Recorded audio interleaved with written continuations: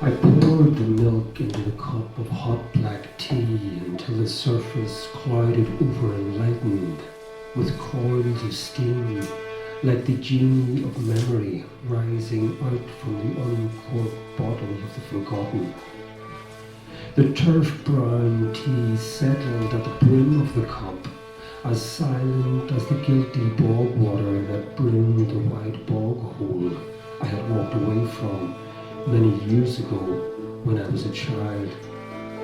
It was a deep bog hole, a blind eye, beside a bare oak tree whose branches, like exposed nerve endings, signposted its fatal spot in the middle of the vast gouged out turf fields.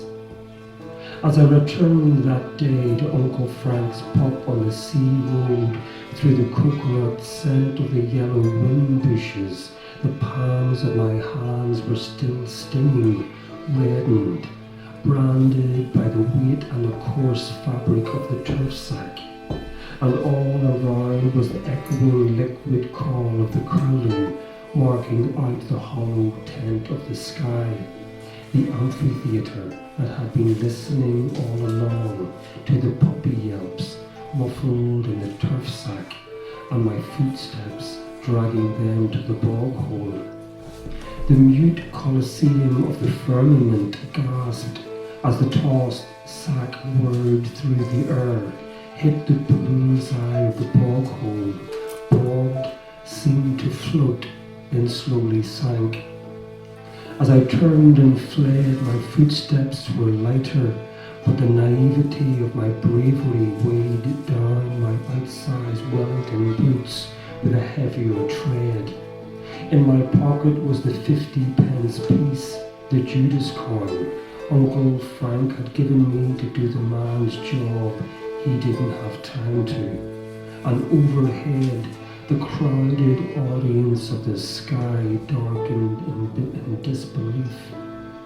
As I sit here years later and lift the cup to my lips, I realize I've been bringing sacks to that bog hole ever since. The pups of what I cannot reveal to anyone, pushing the visage of their key of art paws out through the sacking. And in my head I can still hear Uncle Frank's well-greased till shoot open like a bullet and hit home with a ring. And I still see, beside the bog hole, on the wizened trunk of that burnt oak tree, the eye of a twisted knot staring out like the drowned.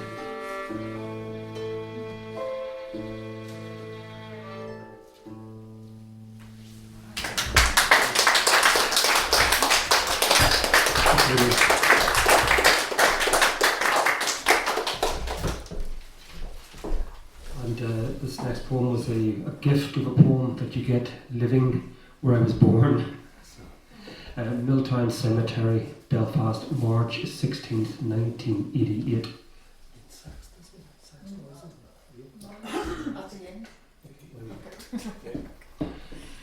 So, Miltown Cemetery, Belfast, March 16th, 1988.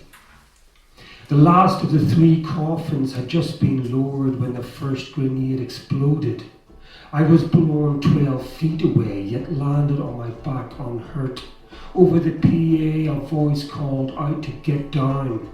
The crowd of mourners and journalists scattered. Some were gathering themselves from grave plots, underwater nails booming in the deep of their heads. A woman was carried past, her face masked in blood. Another grenade exploded. Pistol shots rang out, and an overweight man with black fuzzy hair and a thin beard appeared out in front of the crowd, holding a 9mm Browning pistol in his right hand. He then raised both hands triumphantly up into the air, one fisted, one bepistoled, inciting the crowd to come on. His mouth muted by the dim fish gasped inaudible insults as he produced another grenade and lobbed it into the air. The sea of people boat parted as it sank, and a dull sound of the explosion lifted a cloud of dust into the overcast sky. Film crews lay spread-eagled behind gravestones. Women were screaming, men were shouting, the gunman was smiling. He then began firing in a steady line across the crowd from his left, causing a sweeping domino effect like a Mexican wave, as one by one the mourners ducked behind the headstones. I waited, then ducked as he levelled his pistol at me.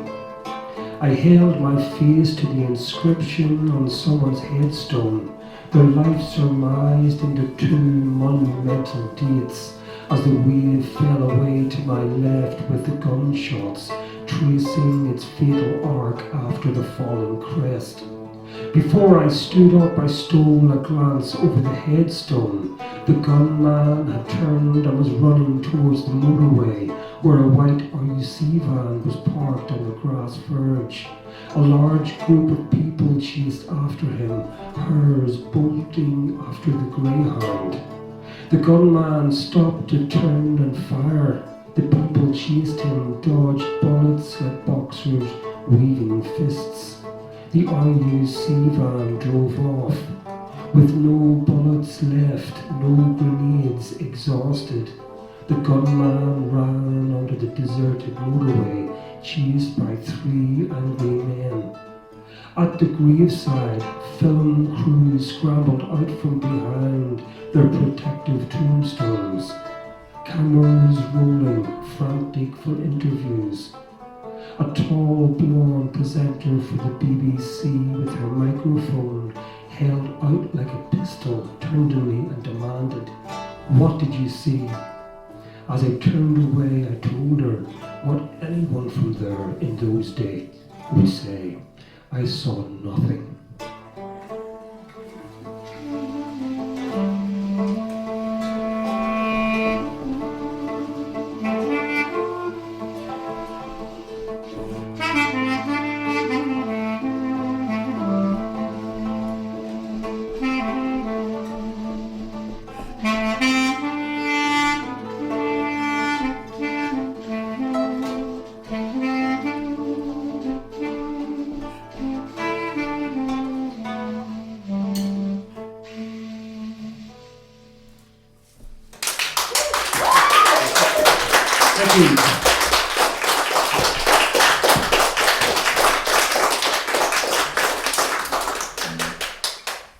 I'm going to finish off this one.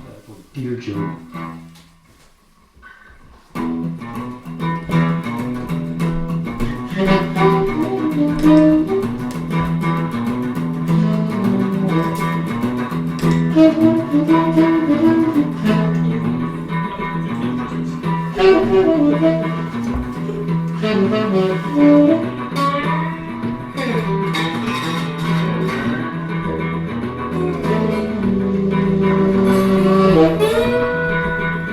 I didn't mean to kill him, Joe.